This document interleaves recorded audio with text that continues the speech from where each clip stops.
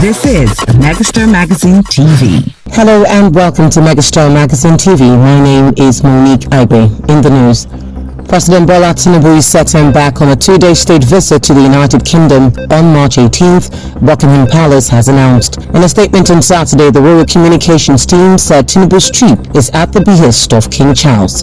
The president will be accompanied by his wife Oluremi, and it will be the first state visit to the UK by a Nigerian leader in 37 years.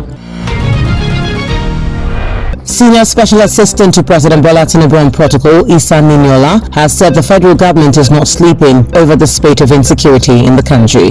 Niniola stated this on the sidelines of the 27th Obaoke Day celebration in Olorunda local government area of Osun State, held on Saturday. According to him, insecurity in the country is worrisome and has become a front-burner issue, assuring that the federal government is not neglecting it.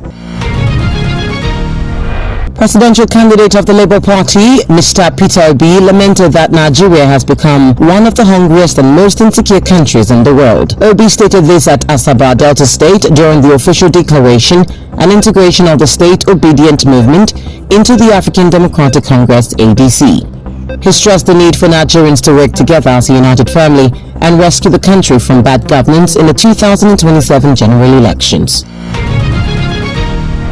The Minister of the Federal Capital Territory, Nyesom Wike, has warned political office holders against supporting individuals he described as betrayers, saying such actions would attract similar treatment in return. Wike spoke in Port Harcourt during the commissioning of the River State Renewed Hope Ambassador's headquarters, where he addressed politicians across different levels of government. The former River State governor said those who encourage betrayal in politics should expect to face the same consequences in their careers and personal lives.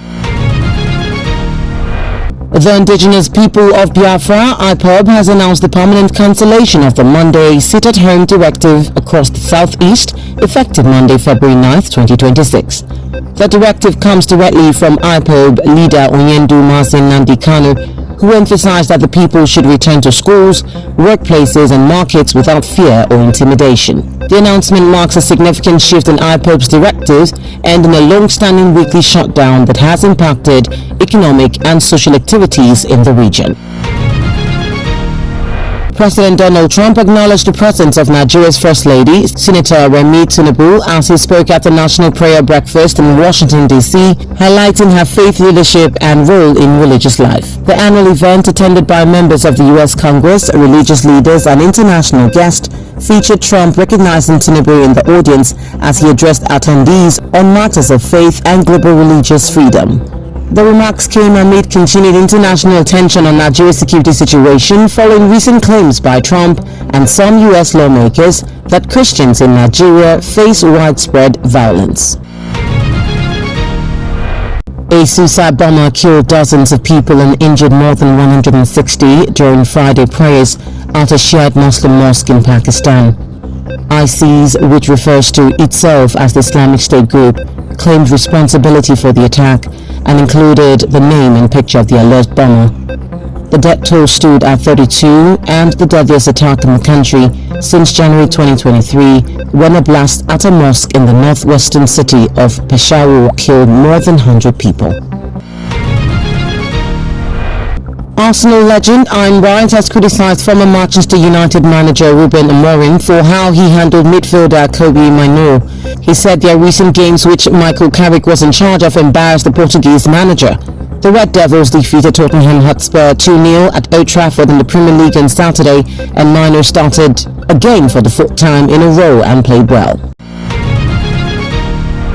18 Senegalese football fans detained in Morocco over violence and misconduct during last month's Africa Cup of Nations final have begun a hunger strike pending their trial. Lawyer Patrick Kabour said his clients told him they have been waiting to learn the charges against them since January 18th, the day they were arrested the day of the AFCON final.